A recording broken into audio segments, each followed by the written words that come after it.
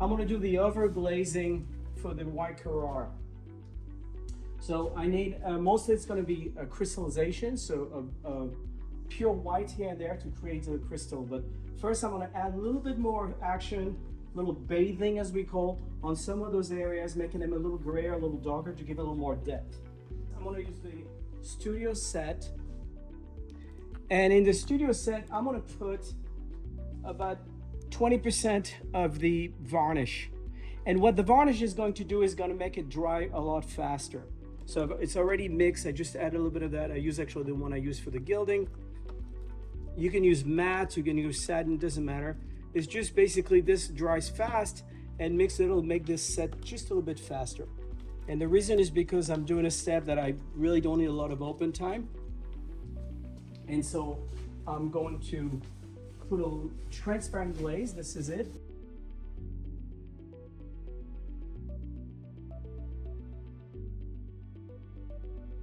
Then I'm going to use a spalter, a large tooth spalter, and I'm going to spread this glaze, okay? Because when you roll, especially when you roll, you tend to put a little bit too much, and I want to have it nice and smooth and tight. And actually, when I put that glaze on, this gives you a good idea of what the pedestal will look like when it's varnished. Look how tight this surface is. Absolutely amazing. I have a very thin, even coat. On my cup, I have the same material, same mix. I'm going to use the same gray that I had, the pre-mixed gray that I used for the veins, some white, and a little bit of burnt sienna. You don't have to use that. I like the sort of coolness that it has. And then I'm going to start adding what we call a little bathing. So I drag my two headers, a two-header badger, and maybe here I'm just going to chiqueteur it out. Like this, just to make certain fragment pop more than others. And wherever there's the mini fragment, I'm usually going to darken it up a little bit. And then here, down here. And when I do this, then it makes these pop out even more. You see this fragment pops out more compared to the rest. So that's another way you can make some differences. You can just use pure gray, or a little bit of ochre. I like the fact that it has a little bit of warmth there with the burnt sienna. My oil badger, and I'm going to blend these, push them out to the side. Always pick one side like this and pushing it out so it's fading out. So it almost looks like an older marble, you know. So here I'm pushing out from this one I'm smoothing it out. I want to have something very, very transparent, very natural. Look how much depth I'm getting just doing this. It's really quick and it adds so much dimension.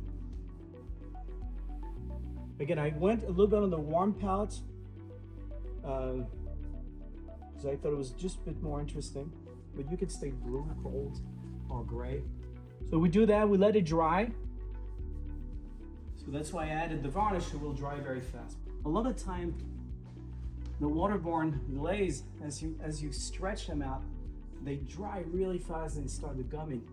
This is, I mean, absolutely staggering. Look how natural this is. And you have this little warm area. It looks like an aged marble. Some of they've been outside. It's got some discoloration. The overglazing, the final overglazing, is also known as crystallization of the White Carrara.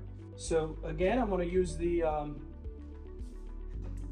3/4 studio set, 1/4 open time, just a little bit of open time just to give me a little bit of blending. But, you could do it full set, full open time, or even actually the mix I have now has a little bit of varnish, so it'll dry faster once it starts drying. So I apply a good amount, but not super greasy. Like I don't want it to be runny. I want it to be nicely stretched, evenly dispersed. You can see the roller marks are very thin and tight because if it's too wet, too fat, whatever I do, it's going to sort of disappear. So I want to have a little bit of edge to it, more so than what I did when I did the first veining, when I really needed to be a lot fatter so it could blend into. I spent a little bit of time doing this just to make sure it's nice and even. Then I'm gonna take my spalter left and right with a little bit of pressure just to even it out, to make sure that it's evenly dispersed on the marble here. And the bottom up. On my palette, all I have is pure white, that's it, and a little bit of the medium glaze, okay? So the glaze I used here, I put in the cup. First thing I'm gonna do is Chiqueteur on. So this time the Chiqueteur is loaded, I'm adding, and I'm doing the crystallization. So those little white crystals that you see in the white vein marble. Again, I rotate it, open it up nicely. And I'm gonna unload the brush mostly on the fragments. Always working in that, then I'm doing this guy. Already you can see the depth as just that white crystallization is adding. It's adding transparency. It's really amazing how quick that is. Okay, pick it up some more.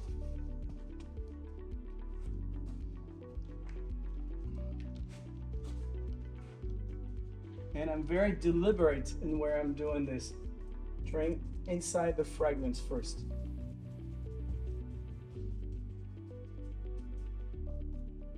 Avoiding the clumps or the grapes of fragments, smaller fragments. So don't stress it out, even if it's a little chunky. You can see now the idea of having those transparent gray, brownish gray with a little bit of burnt sienna in here, how effective that is. Really create that crystallization, that bathing that gives the depth. Without that, it would be very monochromatic. With the two header, which is a little finer, I'm just gonna start going across like this some of the clusters of fragments. And then again, this time Chiqueteuring on, making sure to balance this stuff out, adding here and there. Beautiful.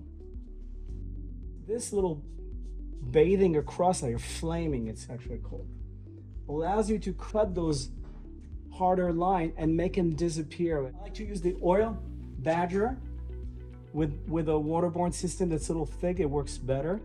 There's a little bit of grip, but you can use a regular badger as well. I just think this is a bit more effective. I don't want to make things disappear, but I'm just making things a little bit more on one level. When I'm going across the cluster, I'm following the bathing. And when I'm going on the fragment, I'm just gonna let more with 8 motion. There. But look at that already.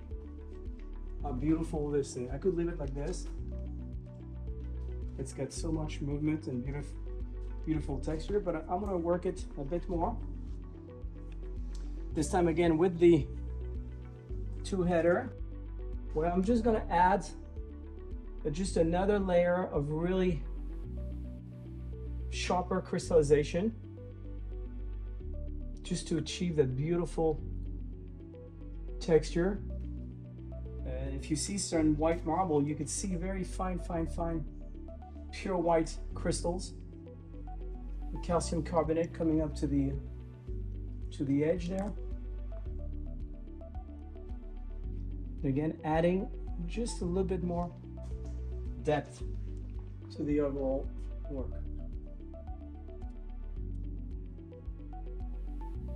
All right, very good. Making sure I work right to the edge here. The marble doesn't know it's going to be cut here. And I'm going to make sure also that it wraps on the other side as well. So if there's crystallization here, it goes on both sides. There we go. Same thing here and there. One more time, just a little bit of smoothing. Don't over smooth, because every time you smooth it disappears. So you want to keep a little bit of the texture you created. I'm going to start adding little accents. So here I have a double line which is perfect to add that beautiful white, pure white fragment here, vein rather. You see? So I had planned these things at the beginning. I know I would add something. So now I'm going to delineate this. Look what I'm doing. Creating a sharp edge here.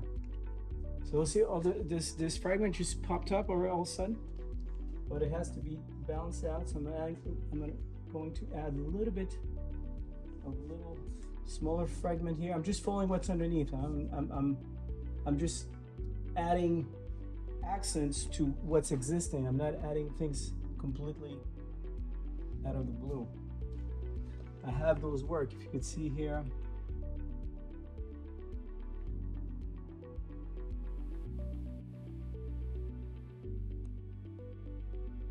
And you pick one edge. Don't do all the edges. Sometimes you go all around, but it's best to just do one edge only. You see, and that just pops it. So let's say I want to make this a bit more visual. So I'm just going to put a white line right here. Fade it out.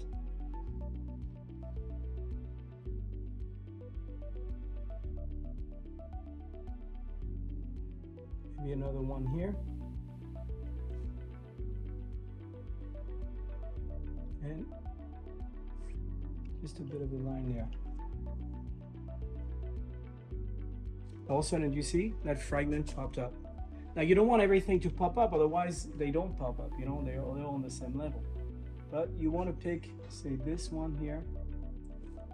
Make sure it comes back on the other side so it really looks. See, it has here that white section here. It really looks like there's a bit of a fragment that goes on both sides. See here? Perfect. To add this there.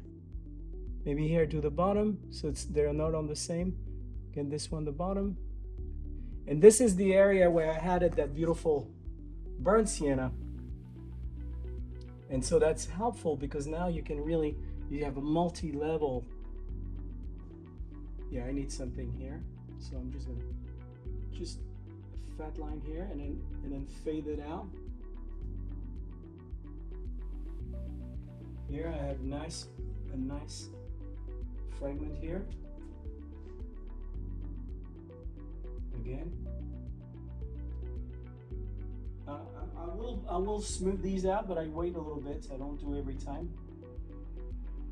You pick an edge, one of them. You don't have to do all of them. This is good. Looks like this is important. Right there.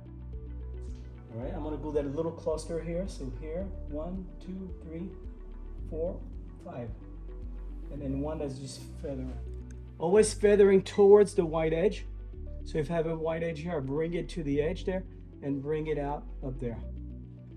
You see here, I got that white edge. I'm going to preserve that. So I'm going to bring the feathering toward that edge. There we go. These almost feather out, a little bit too obvious. Same with this.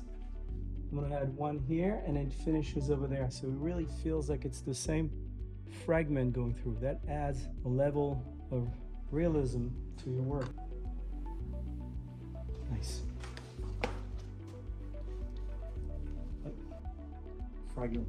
All right, I feel a little dull around here, so let's make this more visible. So all I have to do is create a little bit of a line here.